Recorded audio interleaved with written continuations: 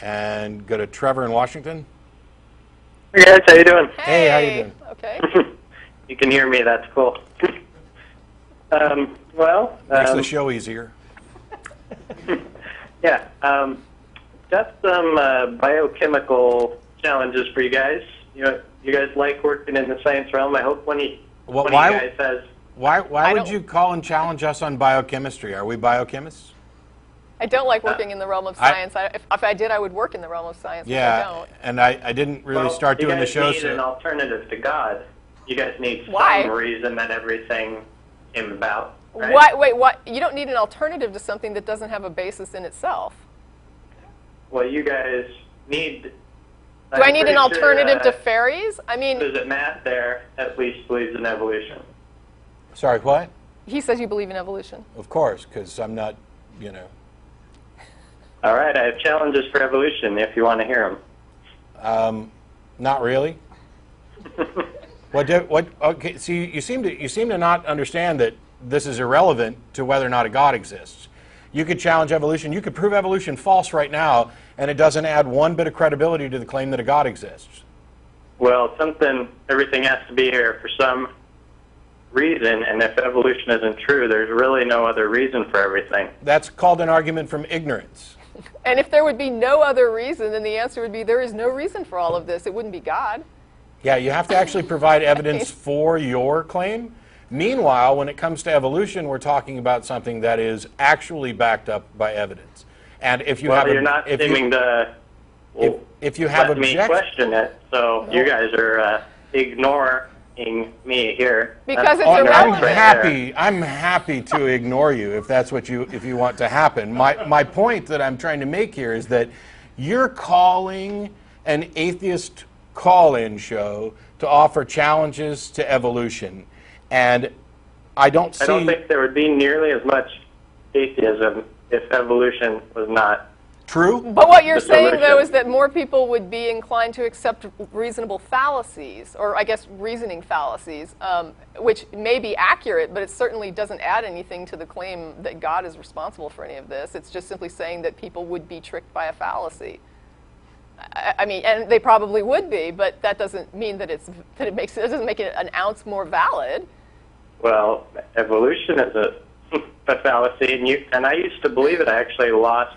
But it has nothing to do with my God. faith in God because of evolution. That's up to you. I mean, that's ridiculous. First of all, you can say it's not relevant. First of all, if you lost all of your faith in God because of evolution, you had bad reasons.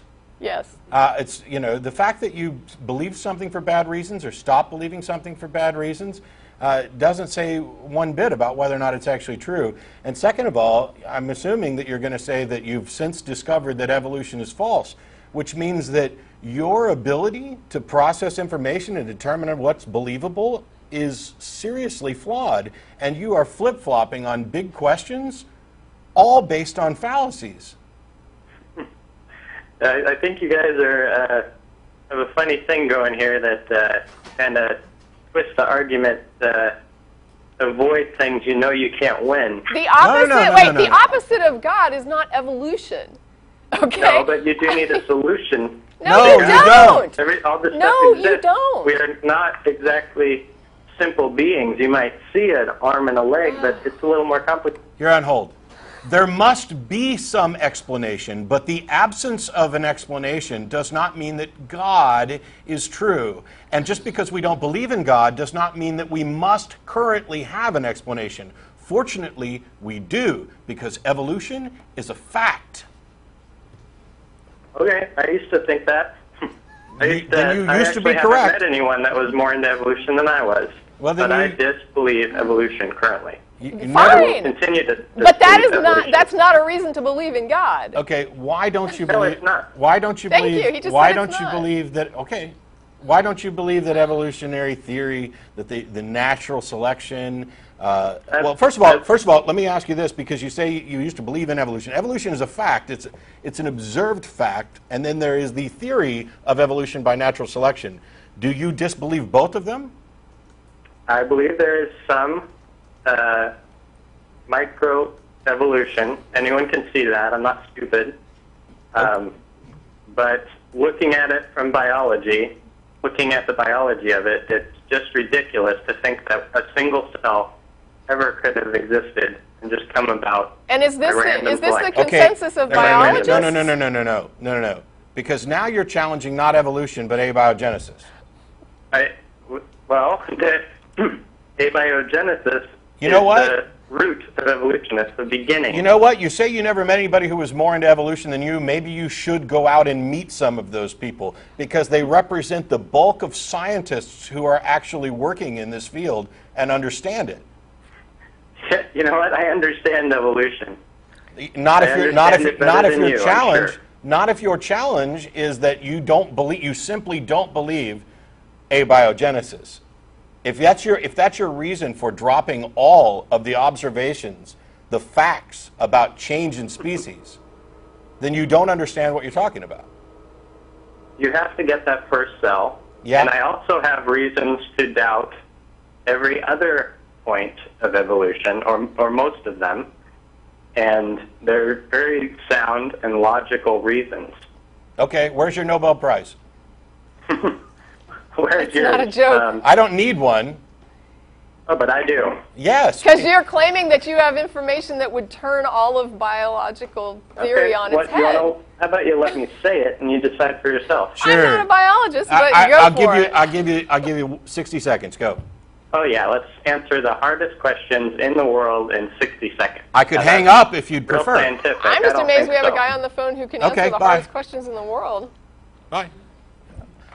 It's not my job to waste as much time on the show as you would like us to waste. I'm sorry that your personal opinions don't match with the established science, but the armchair evolution denier who thinks that he's found the arguments that trump all of evolution, who calls into an atheist show, and even after being told that it's irrelevant to the subject of this show, continues on, is an idiot.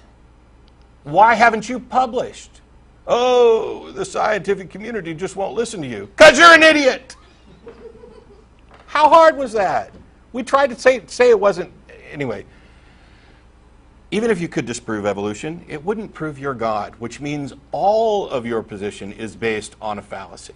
But the fact that you can sit there and say, oh, I used to be really into evolution, and I know all about evolution, and now I just can't believe it, and I'd like to give you my reasons. Don't. You know, but not even looking at the argument from ignorance, it gives people such a problem, and I don't know why. Yeah. But even without that, all you have to do is say, there are people who believe in God who believe in evolution. There are people who believe in God who do not believe in evolution. Therefore, whether or not you believe in God is irrelevant to whether or not you believe in evolution. I don't know how much more clear it can be than that. Yeah, and the fact is, you got him to say that at one point, that disproving evolution wouldn't say anything at all about God existing. Right. So it's irrelevant. You know, and It's only relevant when you will not let go of the argument from ignorance fallacy, Yeah. and you don't.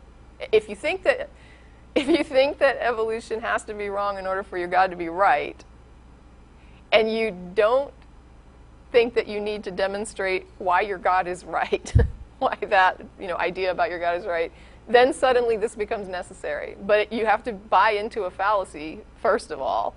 Yeah, and then you have to sit there and say that you know more about biology than biologists, and I don't know why you think that's true. you know, we've taken. And asking us, I mean, you're not if you want to issue a challenge to biology, you know who you need to talk to, right? And it's not atheists, it's biologists. There's a little symbol down there in the lower corner right here, the Atheist Experience. Now, we've talked about evolution before. We've talked about it again. The thing is, I don't want to get... Here's what happens. You have apologists, in particular, who run around thinking that if they can trump random atheist X on subject Y, they can then pimp this out to the believers of, look, I stumped the atheist and therefore God, which is just another fallacy. Because I'm not a biologist, so even if I didn't have any responses to your, accusations or your objections to evolution, it wouldn't mean a thing. Now, if you'd like, since I hung up on you, and I'm sure that your panties are in a twist over that, if you'd like to call back, I could probably get PZ Myers to agree to call in or sit in on the show at some point in the future, and then you could pose your objections to biology to him until his head exploded and he went off, because he's actually a biologist. But we're going to move on.